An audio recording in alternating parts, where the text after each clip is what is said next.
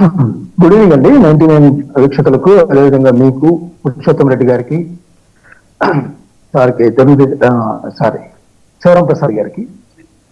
Sir, ఇప్పుడు ఈ పథకాలు కానీ లేదంటే ప్రాజెక్ట్స్ కానీ క్రెడిట్ ఎవరికి ఇస్తారంటే దూరదృష్టితో ఎవరు ఆలోచించారు వాళ్ళకి ఇవ్వాల్సిన అవసరం ఉంటుంది.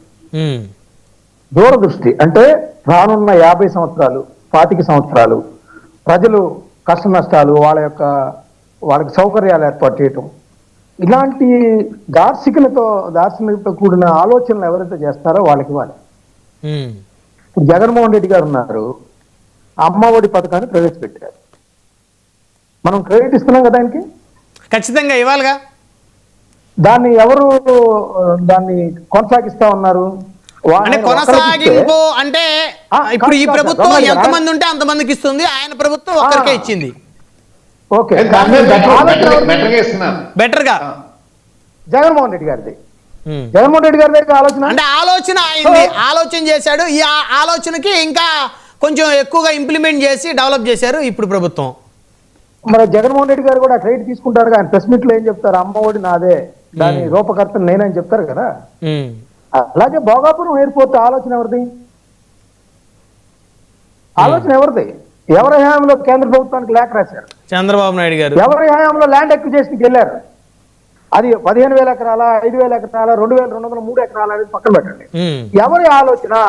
అలాగే జగన్మోహన్ రెడ్డి గారికి అమ్మఒడి విషయంలో మనం ఎలాంటి క్రెడిట్స్ ఇస్తామో అలాగే చంద్రబాబు నాయుడు గారికి కూడా ఇక్కడ ఇవ్వాల్సిన అవసరం ఉంది. ఇంకోటి, జగన్మోహన్ రెడ్డి గారు విషయంలో ఆయన అంగీకరించాలి, ఆయన వాస్తవాలను అంగీకరించాలి. ఆయన ఏమన్నాడు? రాయవలసలో స్టబ్ పెట్టారు, ఇక్కడ ఎర్ర బస్సు కూడా రాని ఊరికి ఎయిర్పోర్ట్ ఎందుకు అన్నారు. Nautical miles Visakhapatnam airport Bhogapuram airport మధ్య ఎంత డిస్టెన్స్ ఉందో ఆయన చెప్పాడు, అందరికి ఓపెన్ గా చెప్పాడు. పెద్ద చర్చ జరిగింది. అవును, రియల్ ఎస్టేట్ కోసం చంద్రబాబు నాయుడు గారు ఆయన మంది మార్బలం చేస్తున్న వ్యవహారం. ఇక్కడ ఎయిర్పోర్ట్ పెట్టడం వల్ల అనామతు కూడా ఉపయోగం లేదు, దీన్ని మేము అడ్డుకుంటాం. ఆయన చెప్పింది ఎవరు? జగన్మోహన్ రెడ్డి గారు. అడ్డుకుంటానన్నారు అంటే అక్కడ ఎయిర్పోర్ట్ కడితే క్రెడిట్ చంద్రబాబు గారికి వస్తుందనా లేకపోతే? కాదు, నేను అనేది ఏంటంటే దూరదృష్టి ఉండాలి కదా. అది జగన్మోహన్ రెడ్డి చాలా వివరంగా చెప్పారు. విశాఖపట్నం ఎయిర్పోర్ట్ ఇక్కడ ఉన్నప్పుడు భోగాపురం ఎయిర్పోర్ట్ అనవసరం. ఇంకో ప్రాంతంలో కట్టమని ఆయన అనేది అంటే ఆ ఏరియాలో ఆల్రెడీ విశాఖపట్నం ఎయిర్పోర్ట్ ఉంది కాబట్టి అక్కడ కేరళలో ఎక్కడుంది, చెన్నైలో ఎక్కడుంది, అవన్నీ కూడా డీటెయిల్స్ చెప్పి ఎన్ని ఎకరాల్లో ఉందో కూడా చెప్పారు. ఆయన చాలా డీటెయిల్డ్ గా చెప్పారు. జగన్మోహన్ రెడ్డి గారు మంచి అవగాహనతో చెప్పారు, అవగాహన కల్పించుకొని చెప్పారు. అక్కడ ఎయిర్పోర్ట్ అనవసరం. ఆయన చెప్పిన మాటలు వింటే మనకు అర్థమైంది అయితే అది. అయితే అదంతా భోగాపురం అశోక్ గజపతిరాజు గారు ఏవియేషన్ మినిస్టర్ గా ఉన్నప్పుడు పర్మిషన్లు తేవటం, 2016లో దానికి సంబంధించి కావటం. ఇంకోటి కూడా రమణారెడ్డి గారు ఇక్కడ గమనించాలి. నేను చూస్తున్నాను distance between Bhogapuram to Visakhapatnam చూస్తే 50 కిలోమీటర్స్ చూపిస్తా ఉంది. గూగుల్ అయితే 50 కిలోమీటర్లు చూపెడుతుంది. చెప్పిందే అది వద్దని చెప్పారు. ఓకే, రెండోది ఏంటంటే అక్కడ ల్యాండ్ ఎక్విజిషన్ విషయాల్లో వివాదాలకు తావులేదు. ఎందుకంటే 2013 భూసేకరణ చట్టం వచ్చింది. 3 ఇంతలు ఇవ్వాల్సిన బాధ్యత ఏ ప్రభుత్వం మీదైనా ఉంటది. లేదా సుప్రీంకోర్టుకి వెళ్ళినా కూడా వాళ్ళకి న్యాయం అందాల్సిన ఇది ఆ చట్టం తెచ్చింది మనకి. ఒకటి. రెండోది ఏంటంటే 2019 ఫిబ్రవరిలో చంద్రబాబు నాయుడు గారు ఫౌండేషన్ స్టోన్ వేశారు. సరే, దాన్ని మేము అడ్డుకుంటాం, దాన్ని పక్కన పెట్టేస్తామని పక్కన పెట్టేశారు.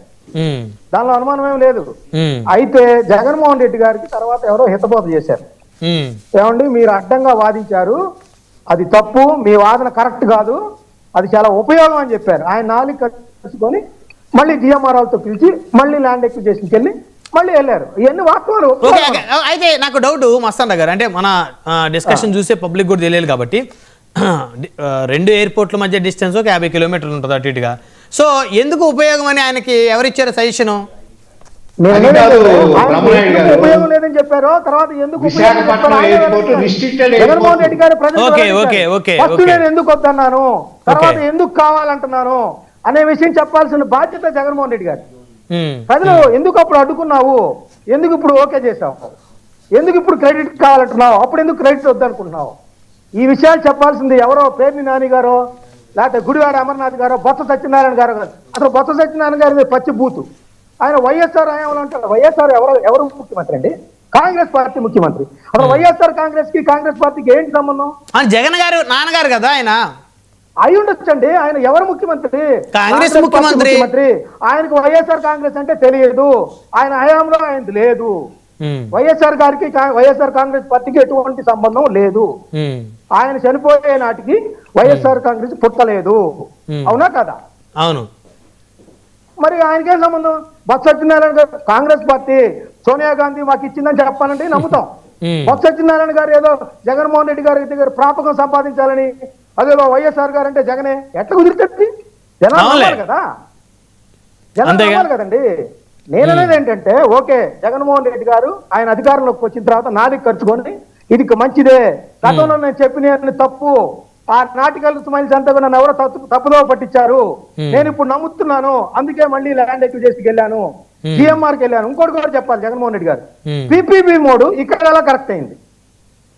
ఇప్పుడు మెడికల్ కాలేజీలు పిపిపి మోడ్ వద్దు అంటున్నప్పుడు ఈ భోగాపురం ఎయిర్పోర్ట్ గంధి మల్లికార్జునరావు గారి అయితే పిపిపి మోడ్ కరెక్టేనా? అంటే మనం రెండింటిని ఎలా కంపేర్ చేస్తాం?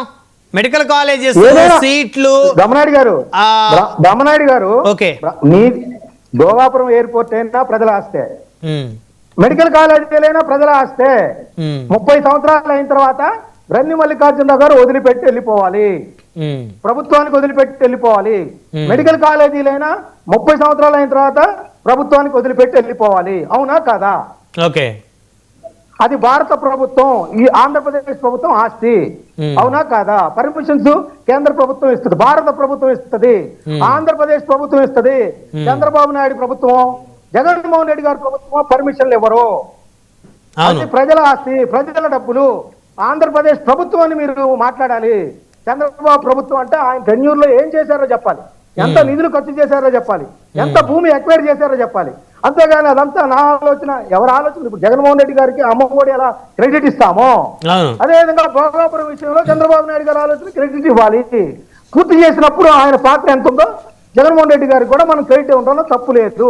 కానీ జగన్మోహన్ రెడ్డి గారి మీద ఒక బాధ్యత ఉంది. గతంలో ఎందుకు ప్రజలకు అవాస్తవాలు చెప్పాను, ఈ మధ్య దూరం 50 కిలోమీటర్లు ఉంటే ఎందుకు వద్దన్నాను, ఇప్పుడు ఎందుకు కావాలనుకుంటున్నాను అనే విషయాలు చెప్పాల్సిన బాధ్యత. ఆయన సహకరించారు కదా మళ్ళీ తర్వాత. సరే ఫస్ట్ సేకరణ కాదు, నిర్మాణానికి 500 ఎకరాలు తగ్గించి 2200 ఎకరాలకి తగ్గించి 500 ఎకరాలు మళ్ళీ తిరిగి రైతులకు ఇచ్చారంటే.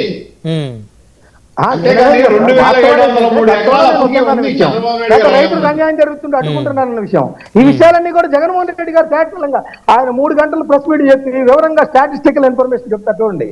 అలాగే నేను ఎందుకు వద్దన్నాను, ఇన్ని నాటికలు మళ్ళీ ఎందుకు వద్దన్నాను, పవర్ పాయింట్ ప్రెజెంటేషన్ ఇవ్వాలి. తర్వాత ఎందుకు కావాలన్నాను, తర్వాత ఎందుకు డెవలప్ చేశాను అని చెప్పాలి. మరి రాజశేఖర రెడ్డి గారి ఆలోచన కాబట్టి నా ఆలోచన ఏంది? రాజశేఖర రెడ్డి గారు కాంగ్రెస్ పార్టీ ముఖ్యమంత్రి, వైఎస్ఆర్ కాంగ్రెస్ పార్టీకి వైఎస్ రాజశేఖర రెడ్డి గారికి ఏం సంబంధం లేదు, వాళ్ళ నాన్న అయితే ఉండొచ్చు. సరే సరే, ఇప్పుడు మీరు ఆ మాట అన్నారు కాబట్టి ఇప్పుడు ఎన్టీ రామారావు గారి క్రెడిట్ చంద్రబాబు గారికి, లోకేష్ గారికి ఇస్తారా? అది ఒకే పార్టీలో ఉంది, ఒకే పార్టీగా ఉంది. మీకు అర్థం కాదు.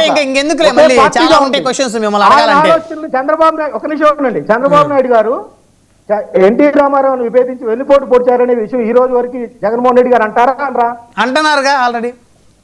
మరి అంతే, అదంత వాస్తవం, ఇది అంతే వాస్తవం. అలాగే నేను అడిగింది ఏంటంటే, ఎన్టీ రామారావు గారు ఎంతో మందిని చిన్న వాళ్ళని ఎమ్మెల్యేలు చేసి మంత్రులు చేశాడు, ఆ పరిస్థితులు వేరు. సో కానీ ఇక్కడ తర్వాత చంద్రబాబు నాయుడు గారు ఆయన స్థాయిలో అయితే ఏం చేయలేదు. సార్ మీరు రెండు పోల్చడం ఏంటంటే, తెలుగుదేశం పార్టీ 19